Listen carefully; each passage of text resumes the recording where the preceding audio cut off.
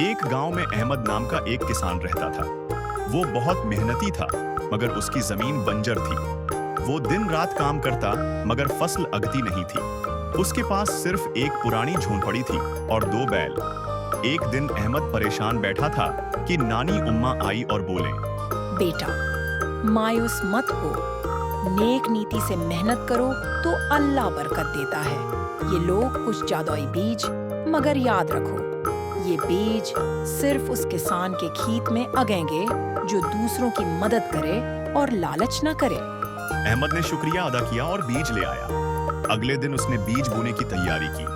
अचानक एक गरीब औरत उसके पास आई और बोली, मेरे पास खाने को कुछ नहीं, क्या तुम अपने बीजों में से आधे मुझे दे सकते हो? अहमद ने सोचा कि अगर बीज कम हो गए तो मेरी फसल कैसे उगेगी। लेकिन फिर दिल ने कहा, शायद यही इम्तिहान है। उसने आधे बीज औरत को दे दिए। कुछ दिन बाद गांवों के कुछ बच्चे खेल रहे थे। उनके पास जमीन पर बैठने को जगह नहीं थी। अहमद ने अपनी खेत की एक जगह साफ करके कहा, ये हिस्सा बच्चों के खेलने के लिए है।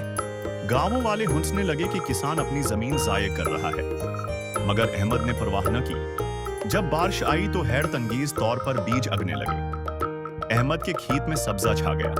जो खेत कभी बंजर था, वो सबसे ज्यादा सरसब्ज और फलदार बन गया।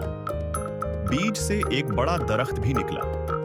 वो दरख्त हर रात सुनहरी रोशनी में चमकता और उस पर फल लगते जो खाने वाले की भूख हमेशा के लिए मिटा देते।